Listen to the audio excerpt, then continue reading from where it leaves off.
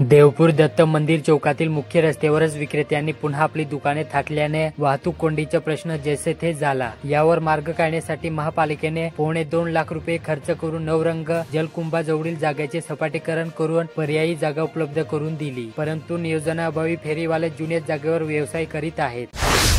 सावत्र बाप पंकज बागुल याने दारूच्या नशेत अवघ्या 1.5 वर्षाचा मुलगा कार्तिकच्या जमिनीवर आपटून जीव ठार मारल्याची घटना तालुक्यात रामी गावात घडली। विशेष म्हणजे ही घटना मुलाच्या दाम्पत्याला आई सुरेखा बापू सोनवणेच्या डोळ्यादेखत घडली। तब्बल 12 दिवसानंतर शनिवारी दुपारी जेव्हा पोलिसांनी शिवारातील एका शेतातून मृतदेह उकरून काढल्याने ही घटना उजेडात आली। शिरपूर तालुक्यातील नवा दाबापाडा शिवारात दिनांक 30 रोजी शेतातील बांधावरील झाड तोडल्याच्या वादातून बायदास पावरा वय 66 यांना मारहाण केल्याची घटना घडली। या प्रकरणी शिरपूर पोलिसात गुन्हा दाखल झाला।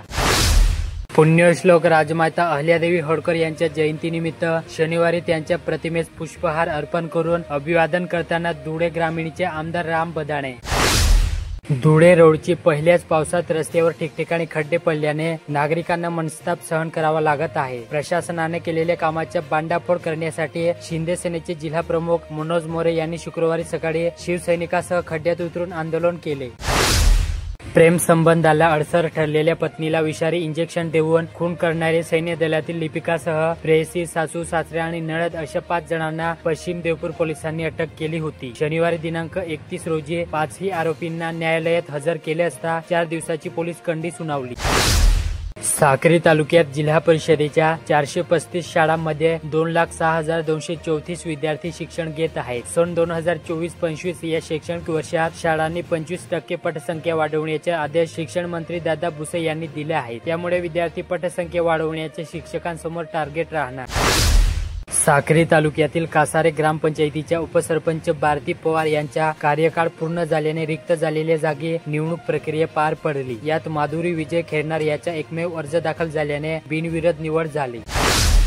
साक्री तालुक्यातील पंतप्रधान आवास योजना तसेच शबरी आवास योजनेमध्ये भ्रष्टाचार झाल्याचा आरोप करीत त्यांची चौकशी करण्यात यावी याबाबतचे निवेदन उद्धव सेनेच्या वतीने साक्री गट विकास अधिकारी यांना देण्यात आले।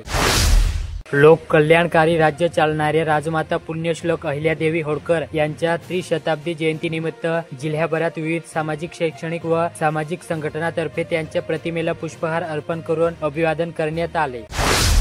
शासनाच्या विविध योजनेतील गरजू लाभार्थ्यांचे घरकुल वाढू अभावी अपर्ण राहू नये म्हणून शासनाच्या महसूल विभागामार्फत मोफत वाढू पासेचे वाटप करण्यात येत आहे। या पार्श्वभूमीवर शिंदखेडा तालुक्यातील मंदाणे येथील घरकुल लाभार्थ्यांना पालकमंत्री तथा महाराष्ट्र राज्याचे राजशिष्टाचार आणि पणन मंत्री राजकुमार रावल यांच्या हस्ते मोफत घरकुलच्या पासेस वाटप करण्यात आले।